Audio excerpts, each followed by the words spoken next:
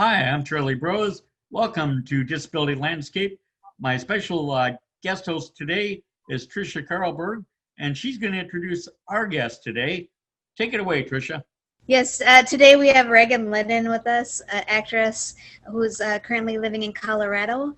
But she was in Curious Incident of the Dog, which was a performance that was held at Mixed Plug Theater in Minneapolis. And so we've invited her today to talk about accommodations in the theater and disabled actors, and just trying to empower each other.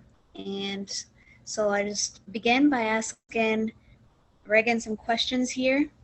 Regan, can you tell us a little bit about your background and your education and some roles that you first started in? Yeah. Well, first of all, thank you so much for having me. It's really a joy to be here and be part of this, or here virtually. Yeah, so I grew up, as you said, or I'm from Denver, Colorado. Grew up here and grew up as a non-disabled kid, and so therefore was very, very athletic, very into all sorts of sports, soccer, softball, and started performing when I was in middle school, kind of, I think because I was a shy kid. And so I found that when I got on stage, that was a place that I could kind of let out emotion and be more comfortable in a way that I wasn't comfortable in social settings. So I started mostly performing once I got to high school, did a lot of the musicals, a few of the plays, and then went to college actually for film production at University of Southern California, and kind of started shifting my major, realizing that maybe film production wasn't the only thing I wanted to focus on. And while I was there, I was also doing theater, more so theater for social change. So with kind of an Augusto Boal slant and taking theater into the community to eradicate trauma and heal divisions, things like that. And while I was at USC, I was paralyzed in a car accident. We were rear-ended on the freeway, and I ended up with a T4 complete spinal cord injury. So I'm paralyzed from my chest down. And after that happened, I really didn't know which way my life was going to go in a variety of ways. But I returned to Denver, and when I was growing up, there had always been this theater company in Denver called Phamaly with a PH. So it originally stood for the Physically Handicapped Amateur Musical Actors League. Mouthful, but eventually boiled down to Phamaly. And it was a group of artists with all different types of disabilities that had wanted to perform in Denver, and went to school together at a place called Betcher, which was like a magnet school for kids with disabilities years ago. And they came back together and just realized there wasn't really a place that felt accessible to them. And so they formed their own theater company. And so when I got back to Denver, people knew that I had been involved in performing growing up, and had kind of urged me to audition for this company. And at that time, you know, as somebody who acquired my disability, I was very resistant to the idea, and, you know, still kind of finding my disability identity and being willing to accept the disability identity or adopt the disability identity. So at first I was like, ooh, I don't want to be associated with that group. Ooh, but like, I don't think they're real actors, and ooh, you know, but I still, I convinced myself to go for auditions at one point, because I loved musical theater. That's what I grew up in predominantly. And they were doing Joseph and the Amazing Technicolor Dreamcoat in 2005. And I went and auditioned, and I got cast, and then my life changed and kind of took me on a whole new path of self-discovery, self-rediscovery, coming into the disability identity, now very firmly rooted in that identity. So I think, kind of long way around to your question, I ended up going to school again at USC for film production. I ended up in American Studies by the end of my schooling, because it kind of encompassed everything that I'd taken by the time I reached the end.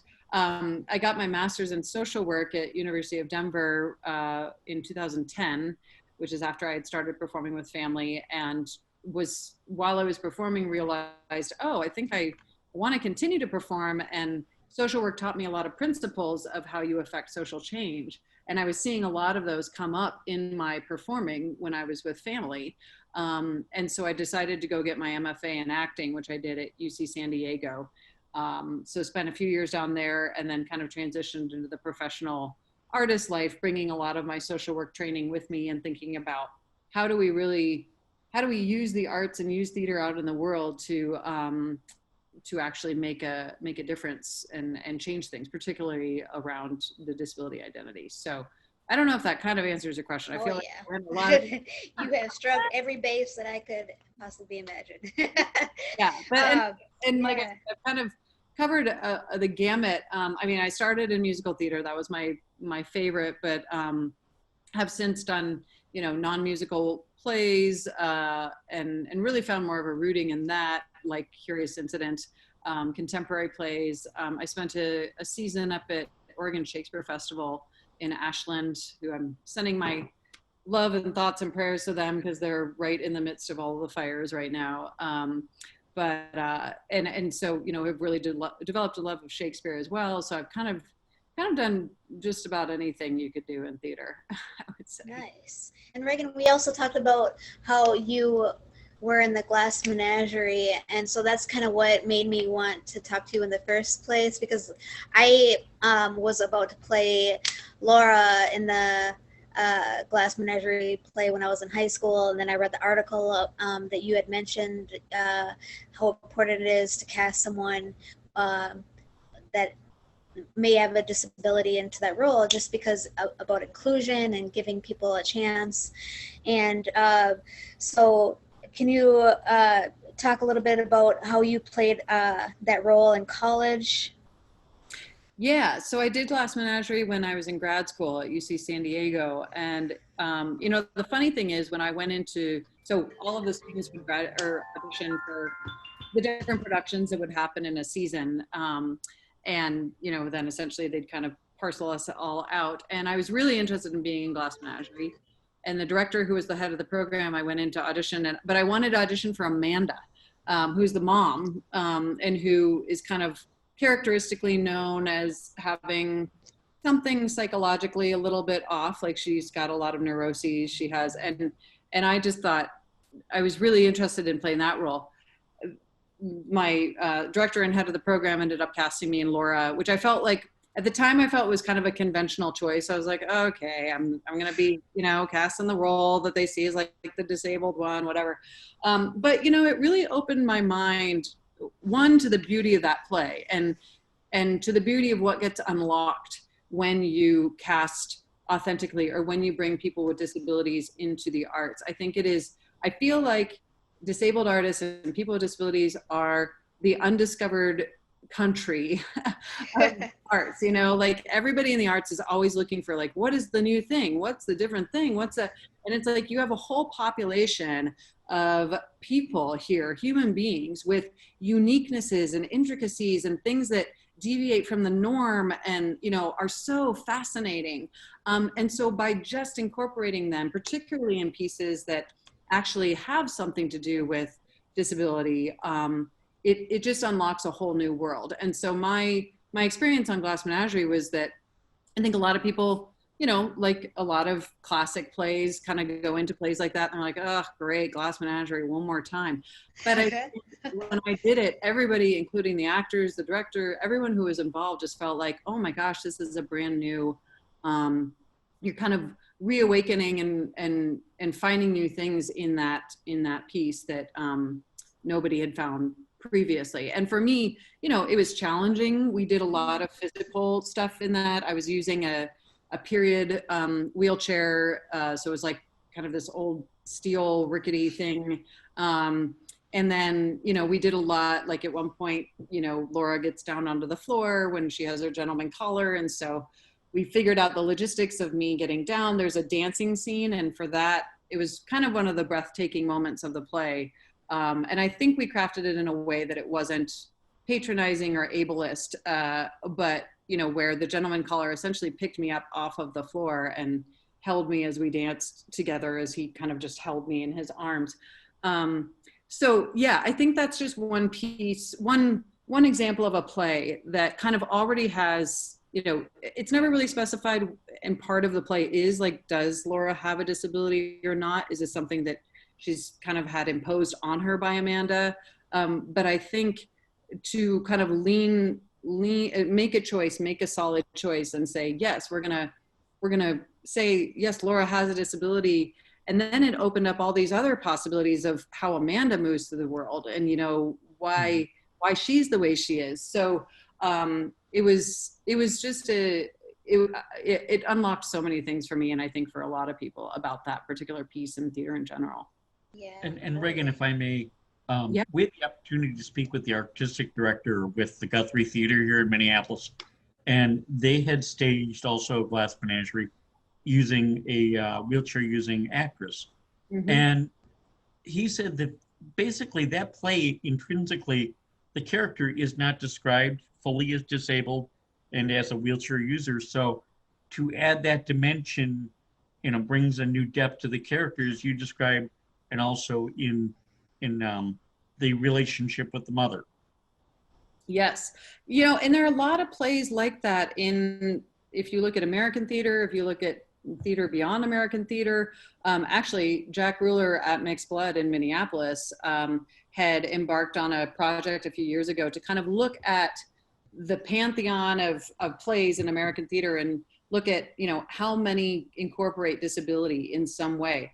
And they got to a certain point where they're like, we can't do this. There are just too many. Because whether it is explicitly that somebody's using a wheelchair or a crutch or a cane, or, you know, or whether it is just the way the character is described, kind of like Laura, where, you know, it's like, it's never explicit what's going on with her. We do know from Tennessee Williams' own experience with his sister, like there were disabilities there. Now, whether they didn't talk about them as disabilities in that era.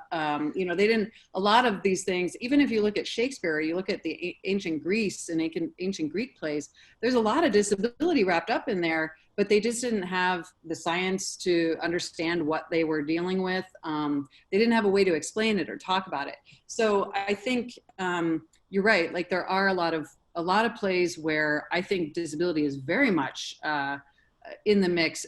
It might just not be spelled out that clearly because they didn't have language for it. And there wasn't, you know, obviously a sense of awareness and pride and all the other things that we have in today's age where we can be much more explicit about that identity.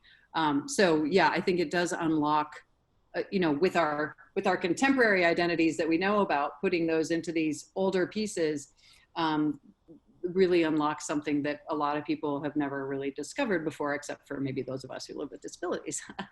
And I think it's also avoiding, you know, I don't know if you all have heard of the term crip face, which is kind of the, you know, the disability equivalent of blackface or yellow face. Oh, and okay. there's a real push around that in theater and film, and, you know, or push against it rather, of saying, if you have a role that is somebody with a disability, you need to be considering, if not just committing to casting that role with somebody who actually has a disability. Sure. Now, maybe it doesn't have to be the exact, as those of us who have disabilities know, like, you can have the same quote unquote disability and have a completely different manifestation of that disability. But it's still just, I think, having the authentic lived experience of what it is to be in that disability identity brings it's like, you know, it's like if you were to cast a white person in a role for a black person, there's just not the authenticity there of lived experience. So Thank you. I really appreciate that. So this is just kind of a fun question. Has there been any extreme changes that you've had to make to, like, your hair, your makeup, or personality for a role? Do you remember? Oh gosh, I mean, extreme feels like, you know, it's always a spectrum. So I'm like, well, how? Yeah, I know, right? do I evaluate that as extreme, or do they? Yeah, I mean, so much of it sometimes occurs internally in terms of, you know, what I feel like I need to shift inside myself. And then you have the external, you know, when I played LeFou in Beauty and the Beast and put on mutton chops and a mustache and, I'm kind of playing a male identified character. I think I was thinking about this, and I think there are just a number of characters that I've played that are differ a lot from myself in terms of the choices the character makes in their lives or the world. And right now is a really great example of a time that we live in, where there are many people out there that we're interacting with and moving between that, maybe have belief systems that are very different from our own. And sometimes you're like, how do I wrap my brain around like what you're doing or what you think? And so I think sometimes those have been the most extreme and the roles that I like the most, of putting myself into a character where I'm like, I could never agree with one thing that this person would do or say. And by the end of, it's really, it is empathy. It's putting yourself literally in someone else's shoes or wheels and saying, okay, let me dig in and figure out what are the motivations. Every human has motivations and things that are motivating their decisions and choices. So I think I can't necessarily point to exactly one, but I think, especially characters that would be characterized as like the bad people, the evil ones. Right. I think those are sometimes my favorite, because I try to lead a good life, quote unquote, whatever that means, a very abstract concept, but I try to be good to people. So I like digging into if there's a character.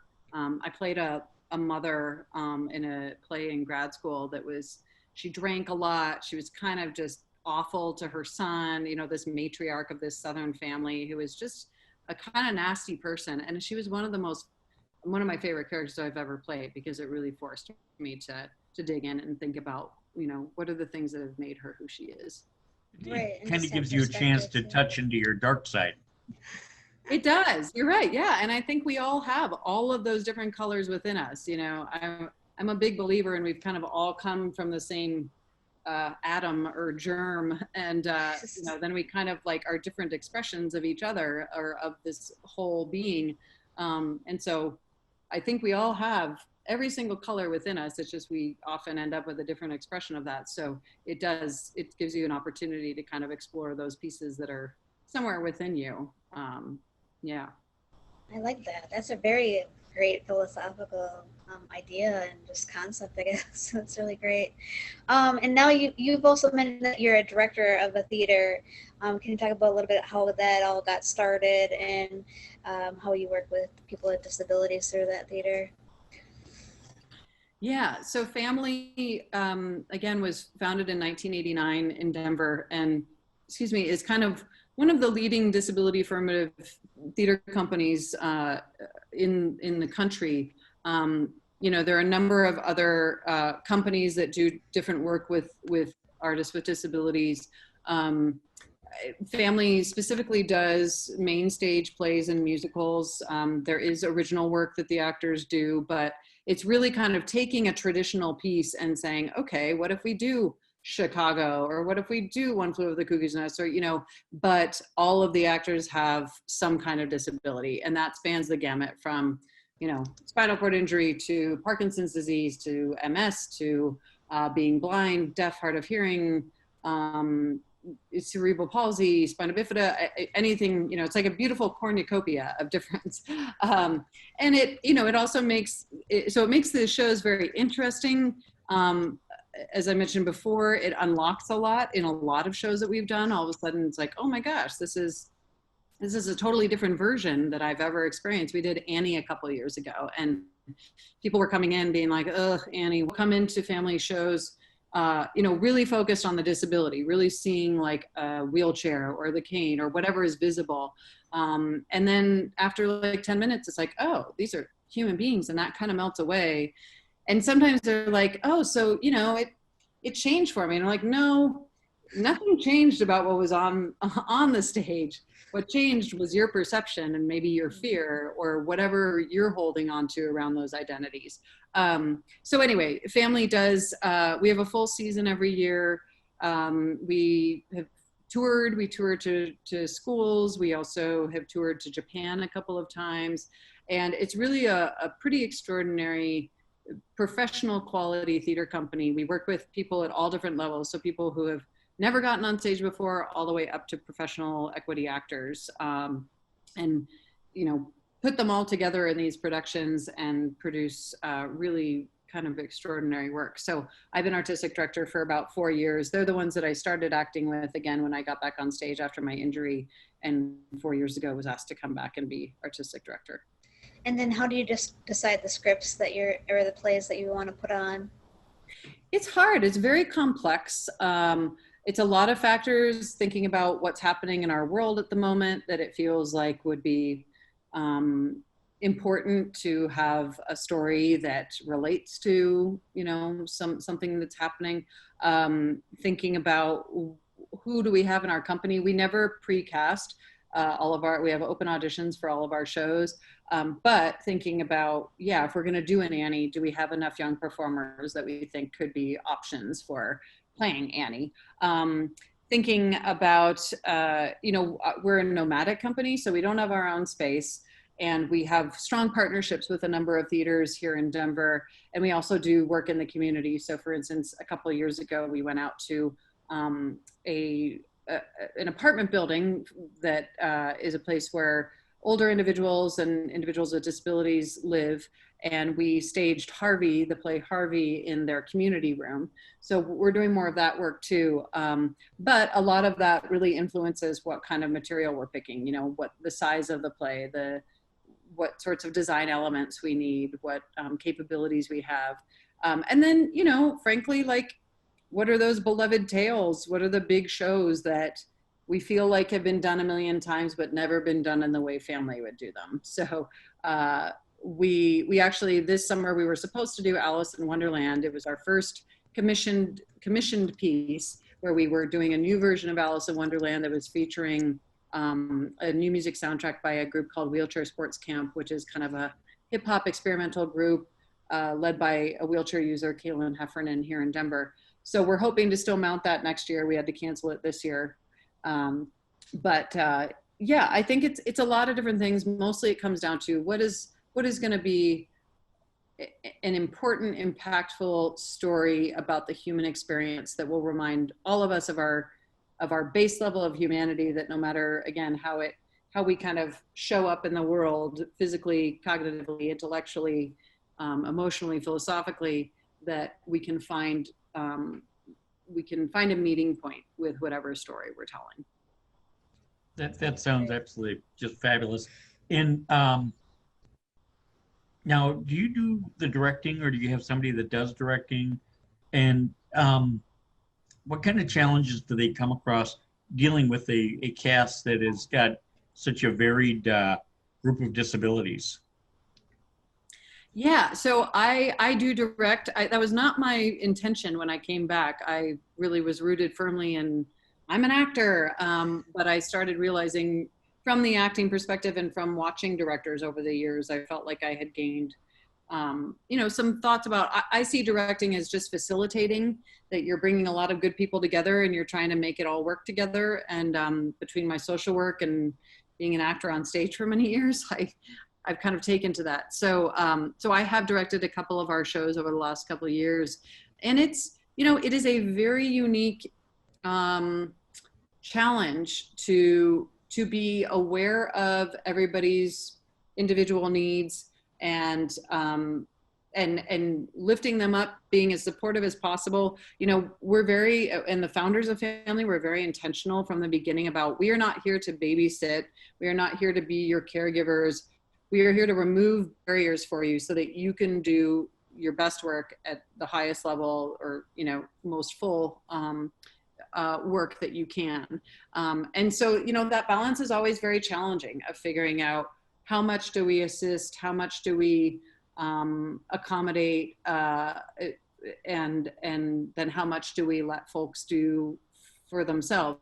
And for the most part, we find they just want us out of the way, you know, but it is still unique, especially because sometimes the actors have needs that go in direct opposition with each other, you know. So like, actually, Annie's a perfect example. When we did Annie a few years ago, we had one young actor who was playing one of the orphans who was autistic, and then one young actor who had like ADHD and a lot of she had a hard time, you know, kind of staying focused, and so they would kind of, their behaviors like were exact, you know, would just trigger each other constantly, and so, you know, finally eventually we found a way to work with that. But I think we just, you know, it's interesting, eventually it feels like once you kind of address some basic underlying needs, making sure you have a way for blind actors to navigate the stage on their own,